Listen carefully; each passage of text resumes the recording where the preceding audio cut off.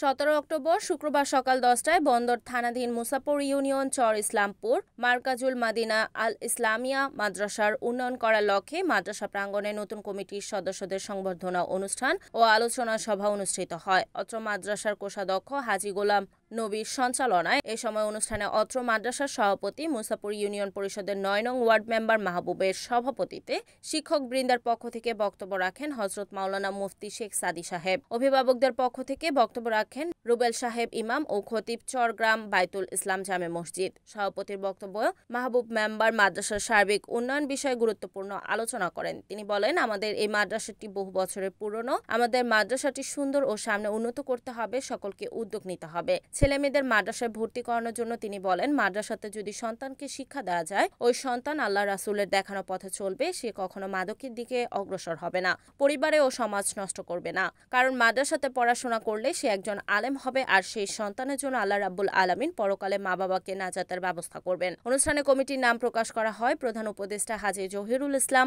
10 সদস্য বিশিষ্ট উপদেষ্টা পরিষদ পদের হাজী ইলিয়াস মোল্লা মোশাররফ, আব্দুল সালাম। উপদেষ্টা হলেন সালামত মনির, মুজিবুর রহমান, রুহুল আমিন, আব্দুল হালিম আক্তার। নতুন কমিটির সভাপতি মাহবুব মেম্বার আবুল হোসেন তোতামিয়া, সহসভাপতি ইঞ্জিনিয়ার সোলাইমান, সাধারণ সম্পাদক হাজী মেজবাউদ্দিন সাহেব, যুগ্ম সাধারণ সম্পাদক কামাল, যুগ্ম সাধারণ সম্পাদক ইউসুফ। পরে অত্র মাদ্রাসার নতুন কমিটির সকলকে ফুলের শুভেচ্ছা প্রদান শেষে শিক্ষক শিক্ষার্থী ও অভিভাবকগণ নবগঠিত কমিটির সদস্যদের ফুলের আন্তরিক শুভেচ্ছা প্রদান করা হয়। আমাকে দিয়েছেন যে মাদ্রাসাটি ভাই, আমরা আমাদের পক্ষ থেকে যতটুকু পারি এই মাদ্রাসাটিকে আমরা প্রচারণায় কাজ করব।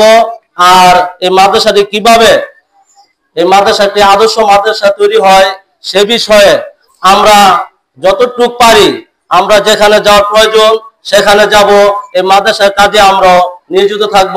সেই জন্য মাদ্রাসা কর্তৃপক্ষ থেকে মিডিয়া ভাইদেরকে আন্তরিক ধন্যবাদ ও মোবারকবাদ জানাচ্ছি।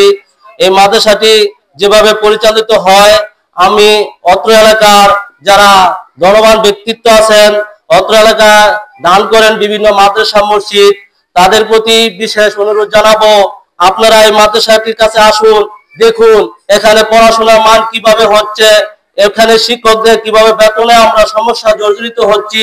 একটি ঘরের মধ্যে দুটি শ্রেণী ভাগ করে এখানে পড়াশোনা করা হচ্ছে।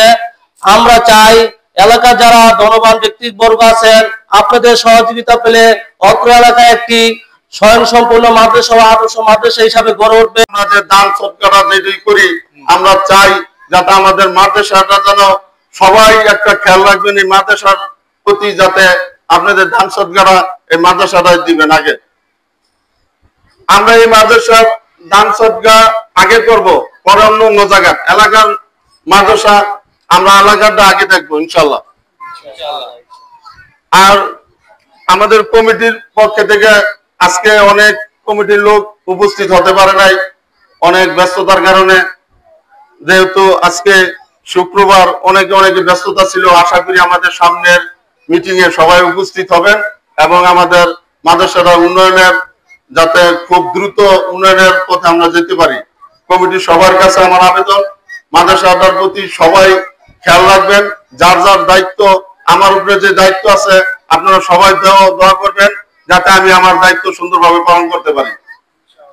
এবং মা বোনদের আমি বলতেছি যে আপনারা অনেকক্ষণ ধরে এখানে আসছেন, পাক শাক বন্ধ করে সবার প্রতি আমি মাপ চাই যে আমরা অনেক অনুষ্ঠানটা অনেক দেরি করে ফেলাইছি। তবারকের ব্যবস্থা আছে এবং আজকে তবারকের ব্যবস্থা আছে, সবাই তবারক ছিল, এটা এখন চালু যখন হয়েছে, আশা করি আল্লাহর দরবারে এবং আপনাকে দোয়ায় এই মাদ্রাসা সবসময় চলবে। এবং আমি এখানে থাকি, আমি দেখি আমাদের এখানকার পড়ার মান খুব ভালো। মানে একটু ছেলেরা যেগুলি জান এগুলি আমরাও জানি না। কি বলবো, ইনশাল্লাহ যেই কোনো প্রশ্ন জিজ্ঞাসা করবেন আমাদের ছাত্রদেরকে, ইনশাল্লাহ সেই উত্তর তারা দিয়ে দেবে। তো এখন আপনি সবাই চেষ্টা করবেন কিভাবে ছাত্রকে এখানে দেওয়া যায়। আর যদি বাড়ির জায়গা ফেরত লইবেন আপনারা, কেন বললে মাদ্রাসা কি বন্ধ করে দিছে, এটা আপনারা খোঁজ খবর নেবেন। আর কমিটিরা যারা আমরা আছি সবাই অন্তত ডেলি আসলামই যারা বাড়িতে আছি, আর না হলে সপ্তাহে একবার হলে আপনারা সুবিধা দেখবেন কিরকম লেখাপড়া হইতেছে। রিপোর্ট মেহেদী হাসান প্রান্ত, NEN TV, নারায়ণগঞ্জ।